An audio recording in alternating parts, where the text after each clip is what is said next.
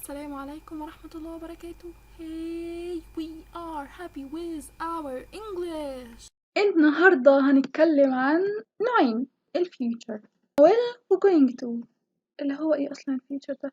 الفيوتشر ده هو فعل هيحصل في المستقبل، ممكن يبقى متخطط له وممكن يبقى مش متخطط له. متخطط له مش متخطط له. متخطط له زي I'm going to travel abroad أو she's going to buy an airplane أو we're going to study for the test. فالموضوع ده محتاج تخطيط، سواء بقى السفر برا أو شراء طيارة أو المذاكرة للامتحان، محتاجة مني تخطيط. على عكس الجمل دي زي I will open the door أو she will turn the lights أو we will answer the phone. فتح الباب أو تشغيل الأضواء أو حتى رد على التليفون مش محتاج مني تخطيط خالص. أنا ملاحظة حاجة، إيه هي؟ إن في متخطط له استخدمتي verb to be going to، مش متخطط له استخدمتي will. ما ده عشان أقولك الملحوظة دي. ملحوظة إن التكوين وإمتى بيجي هي أكتر حاجتين هيلخبطوك في الزمن ده. والتكوين عشان يقولك القواعد، مين بتاخد verb to be، مين بتاخد will، إمتى going to، في مصدر ولا لأ. أما إمتى بيجي ده فهيلخبطك في الاختيارات بين إيه وإيه، بين will و going to طبعا. طب will و going to بيجي في إيه؟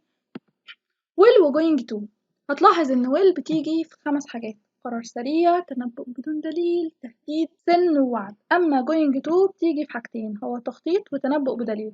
وهتلاحظ إن أول 2 عكس بعض وده اللي هيلخبطك فيهم. طب ما تقولي كده التكوين بتاعهم عشان أقدر أكون الجمل دي. التكوين بتاع will هو فاعل will و infinitive، والتكوين بتاع going to هو فاعل verb to be going to infinitive. فتاخد بالك إن infinitive ده فعل فاضي مفهوش أي إضافة. فمثلا هنقول في أمثلة will I will act with Harry Potter أو they will travel to the moon أو she will build a rocket. أما في going to فأقول I'm going to fly to Luxor أو they're going to pass the test. We're going to eat in France. She's going to buy a coffee machine. فهتلاحظ إن في will بدأنا بآي وزي وشي وده هو الفاعل، وبعدين لزقنا will اللي هي معناها سوف وحطينا بعديها على طول الانفينيتيف اللي هو act أو travel أو build، فهو فعل فاضي. زي going to بدأنا بآي وزي وي والحاجات دي كلها اللي هي برضه فاعل وحطينا بعديها الverb to be اللي هو am أو is أو are. ولو مش فاكر الجزء ده الفيديو ده عشانك.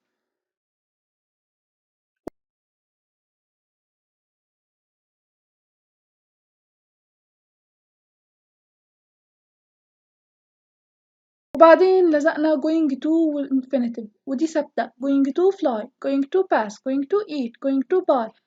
going to وفعل في المصدر على طول. نتأكد إن إحنا فهمنا. قلنا إن will بتيجي بعديها فاعل will وinfinitive، دي معناها لما أقول الجمل دي كلها وأشوف will إن أنا أحط بعديها إيه؟ infinitive اللي هي eat أو ride أو cook. فأقول she will eat pizza أو they will ride a bike أو he will cook lunch. طب لو هنرتب هبدأ بفاعل وبعدين ألزق فيها will وinfinitive، يبقى هبدأ she will drink coffee. she هي سوف تشرب قهوة. they will sleep on the bed. we will walk to school. طب ولو هنقول going to قلنا إن هي بتيجي فاعل verb to be going to والمصدر going to infinitive going to infinitive. فهنقول الجمل دي وعايزاكم تاخدوا بالكم من التكوين لأننا هنرتب فوق. فأقول they are going to المصدر going to walk. She is going to المصدر going to fly. We are going to والمصدر going to help. يبقى نرتب اللي فوق بقى. يبقى هبدأ بفاعل، يبقى أقول we are going to cut our hair أو she's going to wash the laundry. وقفوا الفيديو لو محتاجين وقت رتبوا وبعدين شوفوا سمعتوا صح ولا لأ. They're going to join the club. فهنلاحظ إن دايما بنبدأ بفاعل verb to be going to infinitive، فاعل verb to be going to infinitive. ثابتة الجزء الأخير ده، والقرار ده هو أول حاجة بتلخبطنا بين will و going to. ففي going to بيبقى متخطط له وفي will بيبقى سريع مفيش تخطيط خالص. فأقول I'm going to marry this woman. البت دي أنا هتجوزها. لكن أقول I will answer this woman call. أنا هرد على التليفون. ألو. She's going to buy a big house. هتشتري بيت كبير. She will open the big door. هي هتفتح الباب الكبير. We're going to travel to Spain. هنسافر أسبانيا. we will carry the bags. هنشيل الشنط. إن الزواج أو شراء بيت كبير أو السفر لأسبانيا محتاج تخطيط، محتاج وقت، محتاج تفكير، معايا فلوس معيش، هسافر فين، هقعد فين. أما الرد على التليفون أو فتح الباب أو شيل الشنط مش محتاج مني تخطيط. فالفرق بين التخطيط والقرار السريع هو الوقت. اكتبي ايه؟ الوقت ثم الوقت ثم الوقت. تاخد بالك الموضوع ياخد وقت يبقى خش على going to، مش ياخد وقت ادخل على will على طول. تاني حاجة بتلخبطنا هو التنبؤ. ومين؟ will و going to. ففي التنبؤ will بتاخد تنبؤ بدون دليل، وفي going to تنبؤ بدليل. ناخد بالنا كده. هقول the sky will rain، الدنيا هتمطر. the boy will kill the lion، الولد هيقتل الأسد. they will rent a car، هما هيأجروا عربية. فهنلاحظ دايما إن ما عنديش دليل، ولا قلت الأرصاد مثلا قالت، ولا الولد مع مسدس، ولا هما معاهم رخصة قيادة. ما عنديش دليل. على الناحية التانية نشوف going to it's cloudy the sky is going to rain. قلتلك إن الدنيا مغيمة. the boy is going to kill the lion he has a gun، معاه مسدس فهيقتل الأسد. أو they're going to rent a car they have a driving license، هما هيأجروا عربية لأنهم معاهم رخصة قيادة. فالموضوع مش قائم على المشاعر ولا قائم على الإحساس، لأ الموضوع قائم على الدليل. في دليل حط going to، مفيش دليل حط will. يبقى دليل. الجزء اللي بعده هو الباقي من will اللي هو التهديد والسن والوعد. والتهديد ده هو we will kill علي، أو they will rob آدم، أو she will cut his finger. فسواء قتل علي أو سرقة آدم أو قطع صباعه الموضوع ده مخيف، تحس كده بقشعريرة وانت بتقول هتقتل حد. فالتهديد قائم على حاجة بتخوفك.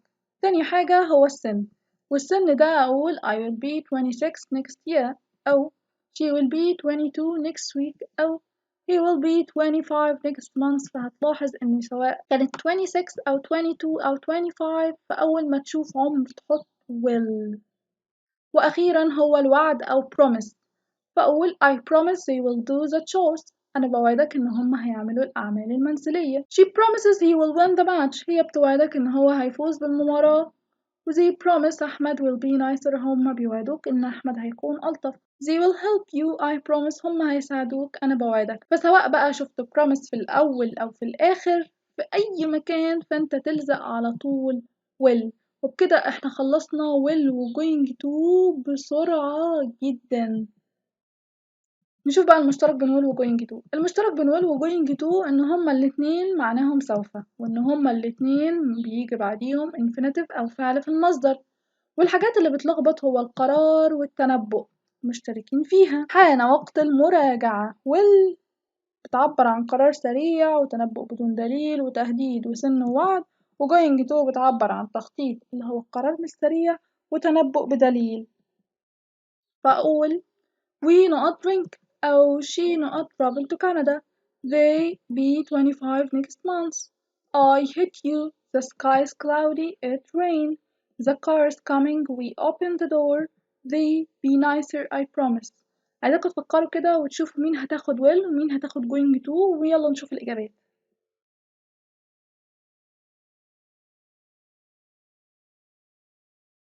يا ترى جبتوا كام في الاختبار الصغير ده؟ وعرفوني تحت في الكومنتس، ونشوفكم المرة الجاية إن شاء الله. استنى، اعملوا لايك وكومنت. بيو بيو.